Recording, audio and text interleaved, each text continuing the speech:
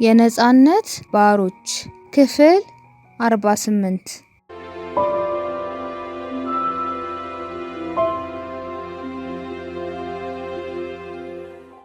አቶ አዶናይ ሌሊቱን ሙሉ ሲያስቧት አደሩ። ለብዙ ዓመታት ከሴት ርቀው ነበር የቆዩት። አጥተው ሳይሆን ሳይፈልጉ ቀርተው። የአባዲትን አቀራረብ፣ ማራኪ ውበትና የምታሳየውን ወሲባዊ ቀስቃሽ እንቅስቃሴ ግን ሊቋቋሙት አልቻሉም ነበር። ለ5 ሳምንት ከራሳቸው ጋር ሲታገሉ ሰንብተው መጨረሻ ተሸነፉ። ምንም ጉዳይ ሳይኖራቸው ሳሙኤል ቤት መመላለስና ስልክ መደወል አበዙ። በተለይ ስልክ ውስጥ የሚሰሙት ሞልቃቃ ለስላሳ ድምፅ ወደ እሷ ይጎትታቸው ጀመር። በእድሜ ስለሚራራቁ ታዋርደኝ ይሆናል ብሎ ደፍሮ ሳይጠይቋት ለብዙ ጊዜ ስሜታቸውን አዳፍነው ቆዩ። አባዲትም አልቦዘነችም። ይህንን ፍርሃት እንደያዛቸው ባወቀች ጊዜ በሆነ አጋጣሚ ስልካቸውን ተቀብላ ታዋክባቸው ጀመረ። ያኔ ለመጀመሪያ ያየቻቸው ጊዜ የነበራት ስሜት ሙሉ በሙሉ ባይቀረፍም የአሁኑ ወጥመዷ ግን እጅግ የተራቀቀና እርስ በእርሷም የሚጋጭ ወደ ተቃራኒ መንታ መንገድ የሚወስድ ጉዞ ነበር። እኚህ ሰውዬ ያኔ ታጋይና ሰላይ በነበረችበት ጊዜ የተቃዋሚ ድርጅቱን ሊቀመንበር ፈልገው ተደብቀው ሲገቡ በመስኮት ተከትላ ያየቻቸውና ቀልቧን ጎትተው ያስቀሯት ሰውዬ ናቸው። እዚህ ሳሙኤልን ፈልገው ለመጀመሪያ ጊዜ ሲመጡ በሁለት ምክንያት ነበር የተደሰተችው። አንደኛው አንድ ቀን የተመኘችውን ገላቸውን ለማቀፍ እድል ይኖረኛል ሊሆን ከሚል ሀሳብ የመጨነቅ ሲሆን፣ ሁለተኛው ደግሞ ከሊቀመንበሩ ጋር ተገናኝተው እንደነበር ለሻምበል ሰመረ ከነገረችው ጠቀም ያለ ገንዘብ ስለሚያሳቅፋት ነበር። አንድ አርብ ቀን ከቢሮአቸው ስልክ ደውላ መተው ቡና እንዲጠጡላት ጋበዘቻቸው። ስራ በዝቶባቸው ከ2 ሰዓታት በኋላ ሲመጡ አካላቷን ወለል አድርጎ የሚያሳይ ስስ ልብስ አድርጋ ተቀበለቻቸው። እንደ ልጃገረድ ያሞጠሞጡ ጡቶቿንም በከፊል አራቆተቻቸው። በእንደምን ሰነበቱልኝ ጉንጮቻቸው ላይ ስትስማቸው ሆን ብላ ከሰውነታቸው ላይ ተጣብቃ ነበር። አቶ አዶናይ ቡናውን ቆልታ እስክትጨርስ መታገስ ስላልቻሉ ቀስ ብለው ተነሱና እጇን ጎትተው ከተቀመጠችበት አስነሷት። እረ ቡና ያርብኛል አለቻቸው በሚገርም ድምፅ። ለመግደርደርም ትንሽ ተንፈራገጠች። ከንፈሮቻቸውን ከንፈሯ ላሳርፈው ላፍታ ምጥጥ አድርገው ከሳማት በኋላ ከእቅፋቸው ሾለከችና እዚህ ስለማይመች አይሆንም፣ ከፈቀድክ ግን አንዳንዴ ማታ ማታ መገናኘት እንችላለን አለቻቸው። ስራስ እዚህ አይደለም የምታድሪው አሏት። አቀበት እንደወጣ ሰው ቁና ቁና እየተነፈሱ። አዳርማ እዚህ አላድርም፣ የቀን ሰራተኛ ነኝ። ሳልነግርህ አንድ ደሳሳ ኪራይ ቤት እኮ አለች። አቶ አዶናይ ከዚያች ቀን ጀምሮ አልፎ አልፎ ያወጧት ጀመር። ለስማቸው ጥሩ ስለማይሆን ግን ሆቴል ወስደዋት አሊያም ቤቷ ድረስ ሄደውላት አያውቁም። ጨለማን ተገን አድርገው ከመኖሪያ ቤታቸው ነበር የሚወስዷት። ለ5 ወራቶች ያህል ብን ባለ ፍቅር ሁለቱም አበዱ። አንድ ቀን ተያይዘው ቤት እንደገቡ አቶ አዶናይ ሁሌ እንደሚያደርጉት ከግድግዳው ላይ አንድ ላይ የተሰራውን ቁም ሳጥን ከፍተው ይዘውት የመጡትን የቆዳ ቦርሳ አስገቡና ፒጃማ አውጥተው መልበስ ጀመሩ። ከዚያም የቀን ልብሳቸውን አጣጥፈው ከቁም ሳጥኑ ላይ ሲያስቀምጡ አባዲት አየችና ቁም ሳጥኑን ከመቆለፋቸው በፊት ሮጣ ተጠመጠመችባቸው። ልክ ያላስቻላት መስላ ሁለመናቸውን እየሳመችና በሚነዝር አኳኋን እየዳሰሰች ተከልባ አካለበቻቸውና ሙሉ በሙሉ ስሜት ውስጥ ከተተቻቸው። አቶ አዶናይ ሳያስቡት ሌላ ዓለም ውስጥ ገብተው ጠፉ። ጥድፊያዋን መመልከት ስላልቻሉ ቁም ሳጥኑን መቆለፉን ረስተው ተሸክመው ከአልጋው ላይ ጣሏት።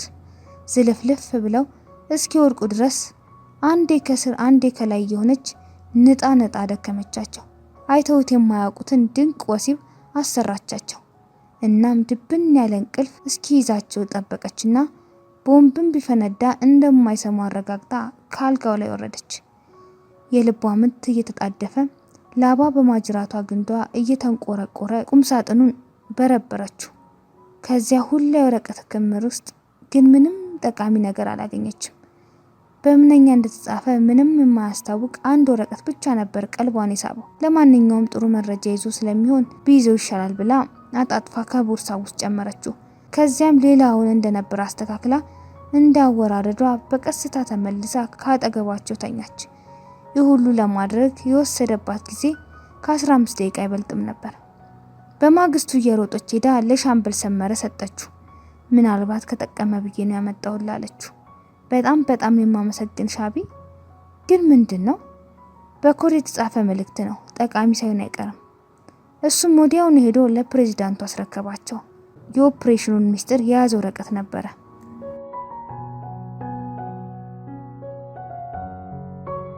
አቶ አዶናይ ምጽዋ ሄደው ከዚያ ሆቴል እስከያዙ ድረስ የወረቀቱን መሰረቅ ልብ አላሉም ነበር።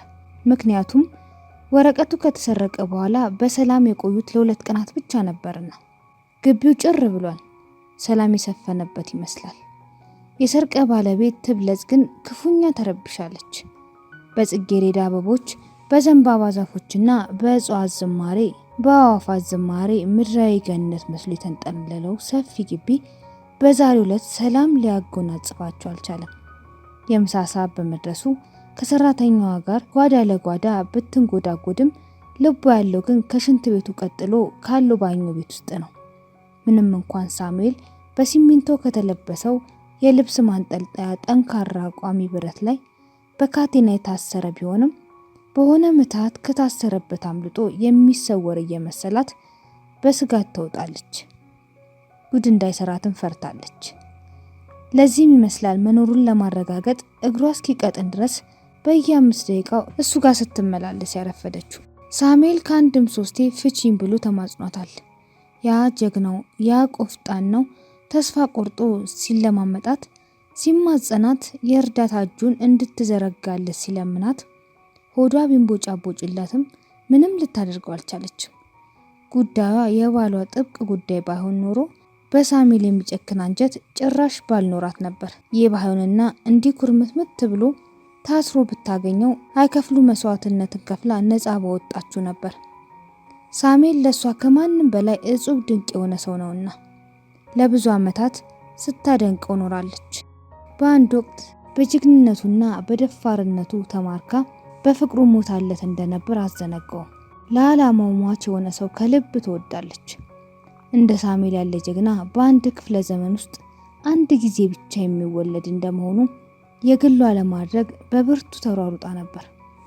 ያኔ በትግል ወቅት ግን ምን ያደርጋል፣ በእኛ ሰው በሊታ ግፈኞች፣ በእነኛ ጨካኝ ደርጎች እጅ ወርቁ መሰለቡን ያወቀችው ወዲያው ነበር። እናም አይደንግጡ ድንጋጤ ደንግጣ ለብዙ ቀናቶች ደምን ባልቅሳ እርሟን ወጣች። ላለፉት ዓመታት የባሏ የቅርብ ጓደኛ ሆኖ እቤቷ ድረስ እየመጣ በእህትነት ሲያጫውታት ፍጹም ወንድማዊ በሆነ ፍቅር ነበር የምታስተናግደው። እያንዳንዷን ምሽት፣ እያንዳንዷን ቀናትና ሌሊት የደስታ የፍስሐና የሰላም መስተንግዶ ነበራት። የትናንትናዋ ሌሊት ግን መላእክቶች የረገሟት፣ ሰይጣኖች የልባቸውን ስላደረሱ የፈነጠዙለት ርጉም ሌሊት ነበረች። ለዚያም ተጠያቂው ሰርቀ ብቻ ነው ብላ ደመደመች። ምክንያቱም ሳሙኤል ያቀረበው ሐሳብ ቅዱስ ሐሳብ ስለሆነ እንዲያውም መደገፍ ነበረበት ብላ ነው የምታምነው። የታቀደው ወረራ እንዲከሽፍ ካልሆነ ሊደርስ የሚችለውን ጉዳት እንዲቀንስ ለምትወረረው ሀገር ማሳወቅ በምንም መልኩ ክህደት የሚያስብል ተግባር አይደለም። በዚህ ምክንያት ወራሪው ኃይል ለሚደርስበት ሽንፈት የወራሪውን መንግስት ሽንፈት እንጂ የኤርትራ ጭቁን ህዝብ ሽንፈት ሊሆን አይችልም። ሽንፈቱን ተከትሎ የሚመጣው ውርደትም እሱን የሚመለከት ብቻ ነው የሚሆነው። ስለዚህ ባለቤቷ ሰርቀ ጉዳዩን እንዴት ክህደቱ ውርደት መስሎ እንደተሰማው፣ እንዴት ከብዱ እንደታየውና እስከዚያ ደረጃ ድረስ እንደለጠጠው በእጅጉ ገርሟታል። ድርቅ በማለቱ ሊቀበላት አልቻለም እንጂ ጧት ለስራ ከመውጣቱ በፊት የአቅሟን ያህል ልታስረዳው ከሚገባው በላይ ደክማለች። አሁንም ቢሆን ተስፋ አልቆረጠችም። ለምሳ ሲመጣ እንዴት አድርጋ ልታሳምነው እንደምትችል እየውጠነጠነች ነው። እስከዚያው ድረስ ሳሙኤል አያምልጥ። ባሏም አልፎ አልፎ እንደሚያደርገው ከጓደኞቹ ጋር ለመጫወት ሲል አይቅርባት እንጂ ችግሩ መፍትሄ ሊበጅለት ይችል ይሆናል። ባሏ ሁሌ ቤት ድረስ መጥቶ ምሳውን እንደሚበላ ብታውቅም ለምናልባቱ እንዳይቀር ብላ ከ28 ደቂቃ በፊት ስልክ ደውላለት ነበር። ስልካቸው ተበላሽቶ ሳታገኘው ቀረች እንጂ። ሰርቀ ብርሃን መኪናውን ከውጭ አቁሞ የግቢውን በር በራሱ ቁልፍ ከፍቶ ሲገባና ያንን ጸጥ ረጭ ያለውን ሰላማዊ ግቢ አልፎ ወደ ባኞ ቤት ሲያመራ ትብለጾኔት ሰራተኛዋ አልሰሙትም ነበር። ሰርቀ ፍጹምን ካገኘው ዲ ሐሳብና ጭንቀቱ የተቃለለለት ይመስላል። የባኞ ቤቱን በር ከፍቶ ሳሙኤልን እስኪያይ ድረስ ከስጋት አልተላቀቀም ነበር። እግሮቹን አፈናጥሮ መታጠቢያ ገንዳው ላይ ደገፍ ብሎ አይኖቹን ጣራ ላይ ሰክቶ ተቀምጦ ሲያየው ግንፎ ያለ። እናም እንደምን ዋልክ ሳሙኤል ሲል ሰላምታውን አስቀደመ። ሆኖም ከሳሙኤል በኩል አንዳችም ምላሽ አላገኘም። እንዲያውም ዞርም ብሎ አላየውም። ይቅርታ ሳሙኤል፣ አማራጭ ሲጠፋ እንጂ ወድጄ አይደለም እሺ። አሁንም ሳሙኤል መልስ አልሰጠም። እመነኝ፣ እኔ አልጎዳህም።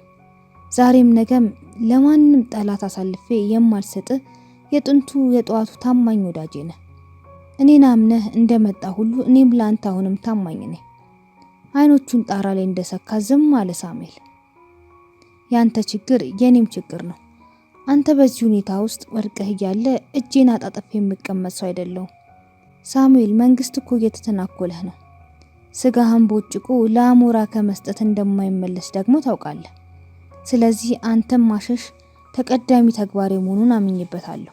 መስዋዕትነት ቢጠይቅ እንኳን ላንተ ቢሆን የማልሆነው እንደሌለ እርግጠኛ መሆን አለብህ። እመነኝ፣ ከጧት ጀምሮ ሳደርግ የቆየሁትን ይሄን ነው። ጧት ስራ እንደገባው ፍጹም ጋር ደውዬ ነበር። ይህኔ ነበር ሳሙኤል በድንጋጤ ደርቆ ዞር ብሎ ያፈጠጠበት። አምባሶራ ሆቴል ተገናኝተን ስለ ሁሉም ነገር በሰፊው ተጫውተናል። ለችግሩ መፍትሄ መስሎ የታየኝን ሁሉ ተነጋግረን ጨርሰናል። አንተን ከዚች ሀገር በሰላም የማስወጣቱ ጉዳይ እንዲሳካ አስተማማኝ የሆነ ዘዴ ቀይሰናል። 100% እንደሚሳካም እርግጠኛ ሆኛለሁ።